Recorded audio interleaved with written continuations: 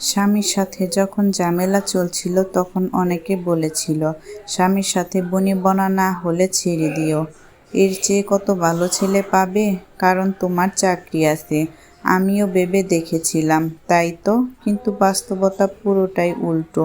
যত ভালো জবই থাকুক না কেন, দ্বিতীয়বার যখন কেউ আপনাকে বিয়ে করতে আসবে বা বিয়ে করবে, হয় সে আপনাকে করুণা করবে, না হয় সমাজ পরিবারের কথা চিন্তা করে আপনাকে রাজি হয়ে যেতে হবে দায় মুক্তর জন্য। ডিভোর্সি পরবর্তী বিয়ে করা এক আপুর সাথে আলাপ হলে বলল, ভাই বিয়ের ৩-৪ মাস ভালো গেলেও এখন প্রতিনিয়ত খোঁটা দেয়।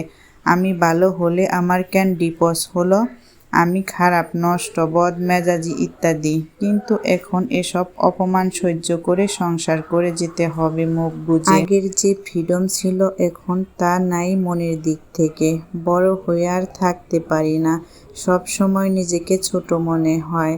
দ্বিতীয় পুরুষের ছোঁয়ায় প্রথম স্বামীর অনুভূতিগুলো মনে পড়ার মতো এত বাজে অভিজ্ঞতা যেন কারো না হয়। স্বামী স্ত্রীর সম্পর্কে ভুল বোঝাবুঝি হলে নিজেরাই মিটিয়ে ফেলুন। তৃতীয় কোনো ব্যক্তির পরামর্শ নেবেন না। আপনার দৃষ্টিতে মনে হতে পারে ডিভোর্স হলেই হয় বেঁচে যাব, বাঁচবেন ঠিকই, কিন্তু একা হয়ে যাওয়ার যন্ত্রণা আপনাকে শেষ করে দেবে। সাথে কোথাও চলাফেরা করতে গেলে নিজের হীনমন্যতা আর মানুষের আলগা করুণায় আপনার জীবন তখন আরও অতৃষ্ট হয়ে যাবে। তাছাড়া প্রথম মানুষটির মতো ভালোবাসা এবং সম্মান আর কোথাও পাবেন না। পরামর্শ একটাই, স্বামী স্ত্রীর সম্পর্কের ভুল বোঝাবুঝি হলে নিজেদের মধ্যে সমাধান করুন। আর আপনি শিক্ষিত ব্যবসায়ী নারী, নিজের আত্ম অহংকারের কথা চিন্তা করে স্বামীর হুকুমের বাইরে চলাচল করবেন এমন মানসিকতার পরিবর্তন করুন। মনে রাখবেন, আপনি নারী আর সে পুরুষ।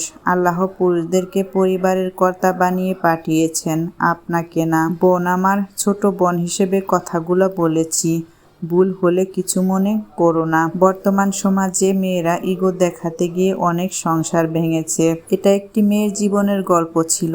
আমার কথাগুলো ভালো লাগলে লাইক, কমেন্ট, শেয়ার করে পাশে থাকবেন। বর্তমান সমাজে এমন অনেক মেয়ে আছে যারা স্বামীর হুকুমের বাইরে চলাচল করে, আর এভাবেই তাদের সংসার ভেঙে যায়। তাই আমি গল্পটা তুলে ধরেছি।